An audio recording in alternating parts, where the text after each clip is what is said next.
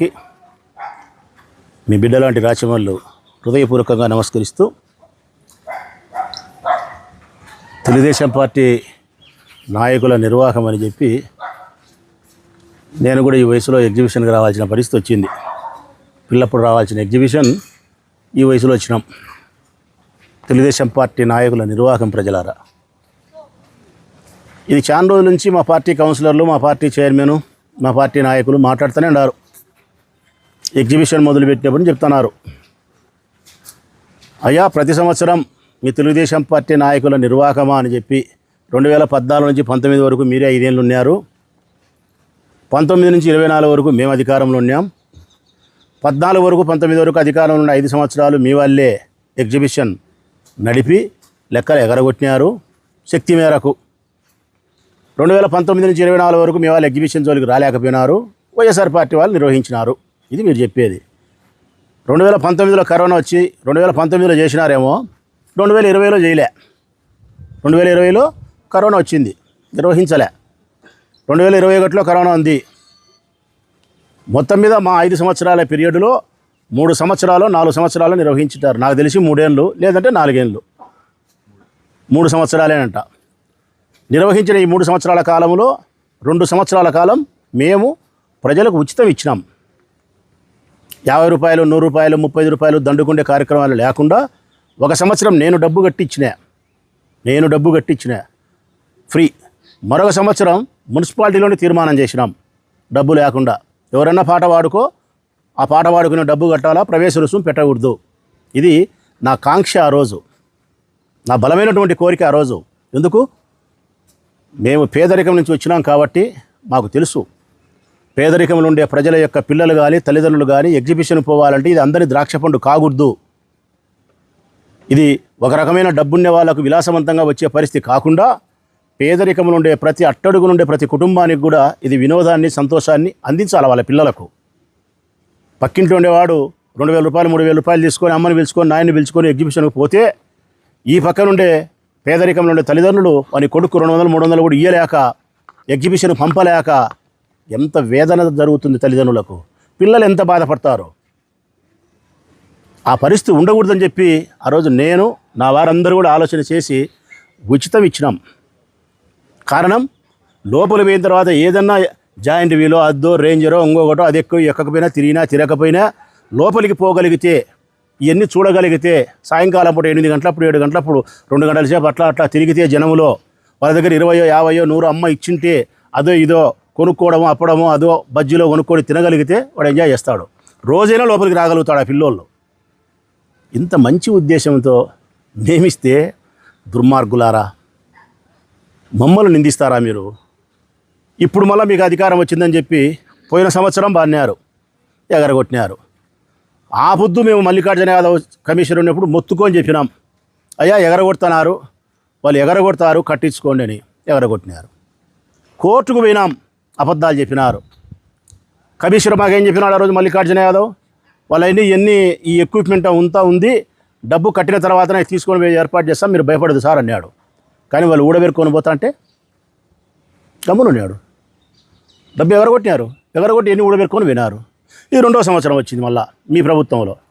ఈసారి మీరు ఎవరు ఎగరగొట్టకూడదనే ఉద్దేశంతో కౌన్సిల్ తీర్మానం చేసింది, అంత డబ్బు కడితేనే వర్క్ ఆర్డర్ ఇవ్వాలి, లేదంటే ఆ 1/4 బోను మిగతా డబ్బుకు బ్యాంక్ గ్యారెంటీ ఇవ్వాలి. బ్యాంక్ గ్యారెంటీ ఇస్తే కనుక ఎస్ మీకు వర్క్ ఆర్డర్ ఇస్తారు. వర్క్ ఆర్డర్ ఇచ్చిన తర్వాత ఈ సామాన్లు అనేది దించుకోవచ్చు. మీకు ఇచ్చిన నిర్ణీత గడువు 45 రోజులు 50 రోజుల వరకు ఇది జరుపుకోవాలి. నీకు జరిగిందా జరగలేదా, వాన పడిందా పడలేదా, ఈ సంబంధాలు లేవు. ఈ దొంగెత్తే వారాలన్నీ అందరికీ తెలుసు. వాన పడలే, దసరా రోజు, దసరాకు ముందు రోజు, తర్వాత రోజు వాన వల్లే బాగా వాతావరణం ఉన్నది, 35 రూపాయలు పెట్టాల్సింటే 100 రూపాయలు పెద్దోళ్ళకు, పిల్లోళ్ళకు 50 రూపాయలు పెట్టి దోసుకున్నావు పేదవాళ్ళ యొక్క రక్తాన్ని. మరేమన్నా మున్సిపాలిటీకి ఎక్కువ లెక్క కడతావా? కట్టవే. ఏమనంటే పాతకోట బలరామిరెడ్డి బాకీ పాతకోట బలరామిరెడ్డి ఎగరగొట్టలే, జిఎస్టీ కట్టలే. పాతకోట బలరామిరెడ్డి జిఎస్టీ ఎందుకు కట్టలే? ప్రవేశ రుసుము లేదు. ఎగ్జిబిషన్లోకి ప్రవేశ రుసుమే లేకపోతే, ఎంట్రీ ఫీజే లేకపోతే జిఎస్టీ ఎక్కడ వర్తిస్తారు? జిఎస్టీ దేని మీద వస్తుంది? టికెట్ మీద వస్తుంది జిఎస్టీ. తప్పుడు మాటలన్నీ మాట్లాడతారు. ఇప్పుడు ఈ 2వ సంవత్సరం 2,20,25,00,000 వారినారు ప్రజలారా ఇల్లు. తెలుగుదేశం పార్టీకి సంబంధించిన నంద్యాల వరదరాజరెడ్డి కుమారుడు కొండారెడ్డికి సంబంధించిన వ్యక్తులు, దొరసానపల్లి గ్రామానికి సంబంధించిన మాడం సుధాకర్ రెడ్డి, వీళ్ళందరూ కలిసి సిండికేటే భాగంగా వీళ్ళు వాన్నారు 2,25,00,000. 2,25,00,000 కట్టి ఇక్కడ సామాన్లు దించాల. మున్సిపల్ కమిషనర్ గజెట్లో పబ్లిక్ చేసిన దానికి విరుద్ధంగా, కౌన్సిల్ తీర్మానం చేసినటువంటి నిర్ణయానికి వ్యతిరేకంగా డబ్బు కట్టకపోయినప్పటికీ కూడా వర్క్ ఆర్డర్ ఇచ్చి ఎన్ని పెట్టించినాడు. ఈ బుద్ధుడికి దసరా అయిపోయింది, దీపావళి అయిపోయింది, ఇంకా రేపొద్దున ఇంకో పండగ వచ్చాది. ఈ బుద్ధుడికి 2,20,00,000 లెక్క కట్టలే. ఈ బుద్ధుడికి ఎంత కట్టారని మేము కొట్లాడుతా అంటే ఈ బుద్ధుడికి వాళ్ళు కట్టింది ఇంకా 90 లక్షలు కట్టాల. 84 నుంచి 90 లక్షలు కట్టాలంగా. మేము కోర్టుకు వినాం, లక్షలు పెట్టి మేము లాయర్ పెట్టి కోర్టుకు వేసినాం. కమిషనరు రూల్స్ను వైలేట్ చేస్తున్నాడు అని చెప్పి, డబ్బు రాబట్టండి అని చెప్పి కోర్టు మందలిస్తాంది వీళ్ళను. డైరెక్టర్ ఆఫ్ మున్సిపల్ అడ్మినిస్ట్రేషన్కు నోటీసులు సర్వ్ చేసింది. ఈ కమిషనర్ ఎందుకు రూల్స్ వైలేట్ చేస్తున్నాడు, మీరు ఏమిస్తారు నివేదిక అని చెప్పి కోర్టులో ఉంది. ఈ కమిషనర్కు అక్షింతలు తప్పవు. కోర్టు ద్వారా చట్ట విరుద్ధంగా, మున్సిపల్ యాక్ట్కి విరుద్ధంగా ప్రవర్తించే ఈ కమిషనర్కు తప్పనిసరిగా పనిష్మెంట్ ఉంటుంది కోర్టు ద్వారా. రేపొద్దున మా ప్రభుత్వం వచ్చిన తర్వాత కూడా ఇతను జైలు పోయే పరిస్థితి తప్పకుండా ఉంటుంది. జైలుకి పంపి తీరుతాను నేను ఇతన్ని. ప్రజాధనాన్ని కాపాడమని చెప్పి నేను ఉద్యోగం ఇస్తే ఆ ప్రజాధనాన్ని వరదరాజుల ఇంటికి కామనూరుకు పంపిస్తావా నువ్వు? కొండారెడ్డి చేతుల్లో పెడతావా నువ్వు? ఈ బుద్ధుడికి 50 రోజులు అంటే డబ్బు రాబట్టకుండా నిష్టానుసారం పిల్లశాస్త్రాలు చేస్తాడా కమిషనర్? ఏమన్నా బాధ్యత కలిగిన వ్యక్తి? మేము రోజు మొత్తుకుంటున్నాం. శివుటి వాన ముందర శంకు వదిలినట్టు అయిపోయింది మా మాటలు. ఎవరబ్బని సొమ్ము ఇది? కమిషనర్ వాళ్ళ అబ్బసొమ్మ, లేకుంటే వరదరాజుడు వాళ్ళ అబ్బసొమ్మ? ఇదేమన్నా ప్రజల సొమ్ము, ప్రజలకు చెందాల్సినది మున్సిపల్ ఖజానాకు జమ చేయాలి. లాస్ట్ ఇప్పుడు ఆడికి వచ్చింది పరిస్థితి అంటే ఈ సామాన్లు ఇప్ప తీసుకొని పోతున్నారుగా. ఆ రేంజర్ అనేది అది ఇప్పదీసినారు. ఈ సామాన్లు అయ్యే ఇప్పదీసినారు, ఇంకా దాడ ఇప్పదీసినారు అంటే ఊడబెరుకొని తట్టా బుట్టా సర్దుకొని జై కిసాన్. ఈ 90 లక్షలు ఇంతే.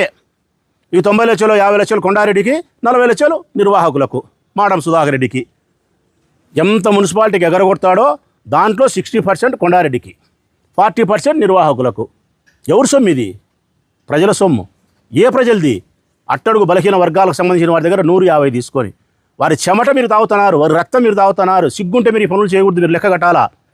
మేము 2 సార్లు ఊరికి ఇచ్చినాం. మేము గాంధీ పార్కుకు టికెట్ పెట్టాలన్నారు, మున్సిపల్ పార్కు గాంధీ పార్కుకు టికెట్ పెట్టాలన్నారు, నేషనల్ పార్కు ఊరు పెట్టడానికి టికెట్ పెట్టినారు. కానీ దీనికి టికెట్ పెట్టాలంటే మాయాంలో 5.5 కోట్లు పెట్టి తయారు చేసి మున్సిపల్ గాంధీ పార్కును అద్భుతంగా తయారు చేసి ఈరోజు 1000 మంది పోతున్నారు పార్కులోకి. ₹1 లెక్కలేదు, ఫ్రీ కాస్ట్.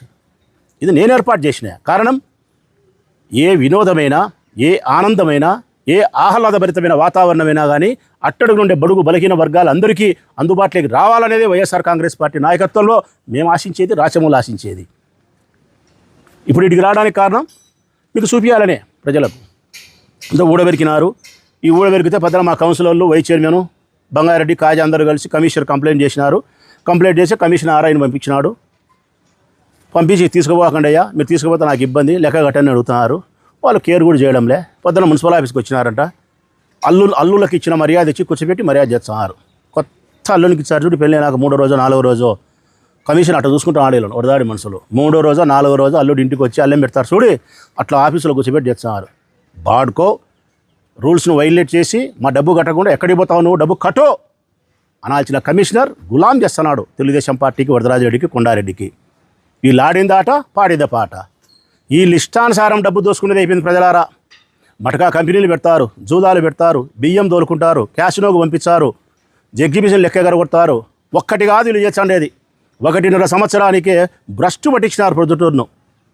మళ్ళీ పైకి ఇంత ముందు చెప్తున్నారు, పొద్దుటూరు అంటే అమ్మవార్చాలకు ఫేమస్సు, సుబ్బరాయణ దోశ ఫేమస్సు, లేకుంటే టీరా మామ టీకి ఫేమస్సు. ఇప్పుడు దేనికి ఫేమస్ అయ్యా? ఇప్పుడు క్యాషినోకి ఫేమస్ అయ్యింది. ఇప్పుడు దేనికి ఫేమస్ అయింది? జూదాలకు ఫేమస్ అయింది. దేనికి ఫేమస్ అయింది? ఇది ఇట్లా ఫేమస్ అయింది లెక్కలు ఎగరగొట్టేదానికి. ఇది ప్రజలారా. ఇక ఎంత మేము చెప్పినా కమిషనర్ వినలే కాబట్టి, దున్నపోతు మీద వానవన్న సంధానం ఉంది కాబట్టి, చెవిటోని ముందర శంకు ఊదినట్టుంది కాబట్టి, మేము పత్రాలు పెట్టినా, కౌన్సిల్లో అడిగినా, ఏమి చేసినా వరదరాజరెడ్డి వాళ్ళ కుమారుడు పూర్తి ఒత్తాసు పలికి ఎగరగొడతారు, ఏం చేసుకుంటారు, ఏం చేసుకోకపోని కౌన్సిల్లో మాట్లాడినాడు కాబట్టి, ఇక విధి లేని పరిస్థితుల్లో కమిషనర్ వినడం లేదు కాబట్టి, చట్టవిరుద్ధంగా ప్రవర్తిస్తున్నాడు కాబట్టి, మేము ప్రజాధనాన్ని కాపాడడానికి తప్పని పరిస్థితుల్లో రేపు ఉదయం మున్సిపల్ ఆఫీస్ దగ్గర 10 గంటల నుంచి రిలే నిరాహార దీక్షలు ప్రారంభిస్తున్నాం. నేను నాతో పాటు మా కౌన్సిలర్లు అందరూ రిలే నిరాహార దీక్షలో కూర్చొని 10 కూర్చొని 5 గంటలకు దీక్ష విరమణిస్తాం. మళ్ళీ మరుసటి రోజు మళ్ళా కూర్చుంటాం. లెక్క కట్టేంత వరకు ఎన్ని రోజులన్నా కానీ ఉదయం 10కి రావడం, సాయంకాలం 5 వరకు దీక్షా శిబిరంలో కూర్చోవడం, ఏమీ ఆహారం తీసుకోకుండా ఉండడం. ప్రతిరోజు ఇంతే. వాళ్ళు డబ్బు ఎప్పుడు కడతారో అప్పుడు శిబిరం ఎత్తేస్తాం. ఎవరైనా పోలీసులు ఆడకు వచ్చి దౌర్జన్యం చేసే పరిస్థితి కానీ, న్యాయపరమైన చట్టపరమైన విషయం కోసం గాంధేయ మార్గంలో శాంతియుతంగా మేము మహాత్ముడు చూపించిన మార్గంలో దీక్షను చేసేటప్పుడు మా దీక్షను భగ్నం చేసేదానికి మమ్మల్ని లాగడమో, కొట్టడమో, తిట్టడమో చేస్తే మా శిబిరంలో ఆడవాళ్ళు కౌన్సిలర్లు కూడా ఉంటారు. ఏమి అవాంఛనీయ సంఘటనలు జరిగినా దానికి ఈ ప్రభుత్వమే, ఈ పోలీస్ శాఖే సమాధానం చెప్పాల్సి వస్తుంది. పోలీసులు కూడా మేము రిక్వెస్ట్ చేస్తున్నాం, వినయపూర్వకంగా విజ్ఞప్తి చేస్తున్నాం. ప్రజాధనాన్ని కాపాడడం కోసం మేము ఉద్యమం శాంతియుతంగా చేస్తున్నాం. మా ఉద్యమానికి మీరు ఆటంకం కలిగించకూడదు. రేపు ఉదయం 10 గంటలకు నేను నాతో పాటు మా కౌన్సిలర్లు అందరం కలిసి దీక్షలో మున్సిపల్ ఆఫీస్ దగ్గర కూర్చుంటాం. రోజు రిలే. ఎప్పుడు డబ్బులు ఇస్తే అప్పుడు ఎత్తేస్తాం. సెలవు.